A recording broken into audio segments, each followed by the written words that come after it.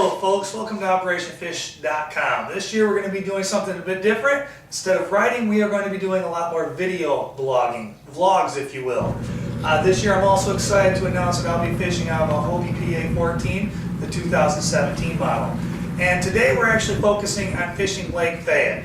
And I want to start by mentioning a bass lure that I tend to use the most in this lake, and that is a cotton cordell super spot in chrome and blue. Generally, Lake Fayette's a productive lake, but some days the fish don't really want to cooperate. So I cruised around the shoreline looking and paying close attention to my electronics. I finally found a point close to some deep water that tend to be holding some fish. So I pulled out that trusty cotton cordell super spot and chunked it up there. On the very first cast, I hooked up on something that was a fairly nice sized fish. I mean, he was no monster, but beggars can't be choosers. And as you can see, I took some nice pictures and caught a little chunk of a bass. Hold him up here, smile for the camera, say cheese, and then I let him go to swim away so I can catch him another day.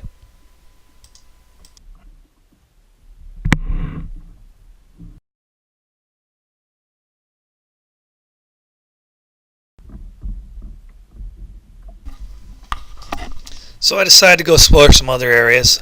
I knew if I went a little bit further, there's some areas with some standing timber.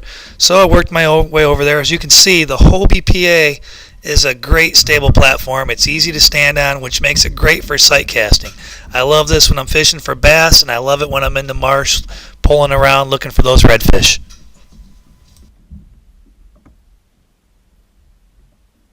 Lake Fayette's a great lake, lots of quality bass, but it also has a lot of standing timber, which is great for using things like the yum dingers, a slow sinking worm. I prefer to Texas rig this. It makes it weedless, and I gave you some close-ups here so you can see how to rig it yourself.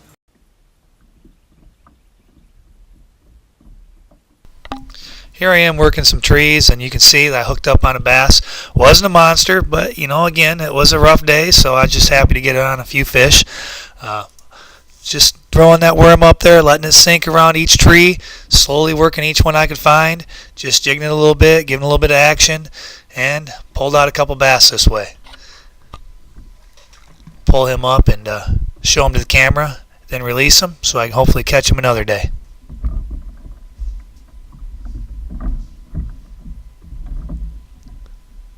Look at the cute little guy.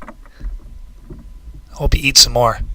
Need to put on a few pounds, at least before the next trip.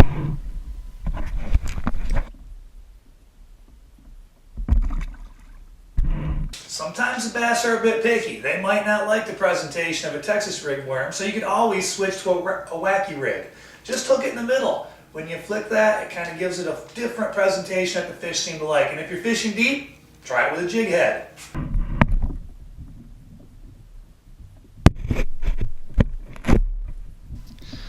As you can see, Lake Fayette is just full of timber, which is great, especially in the spring and early summer.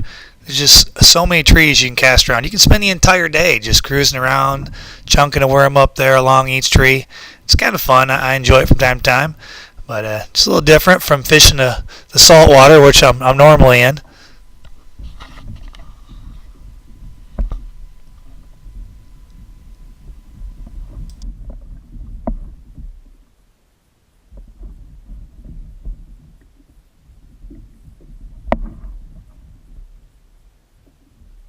Generally, Lake Fayette has quite a few boaters out there.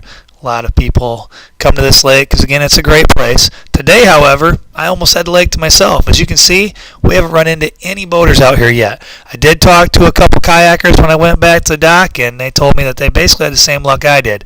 But a bad day fishing is still better than a good day working. If chrome and blue doesn't seem to be working, I still throw the cotton cordell super spot. I just switch to the gold color. It's a little heavier, swims a little deeper, and sometimes that color change is just a trick you need. Well folks, thanks for tuning in to our first video vlog of the year. I want to give a special thanks to our sponsors for everything they do. Operation Fish signing out.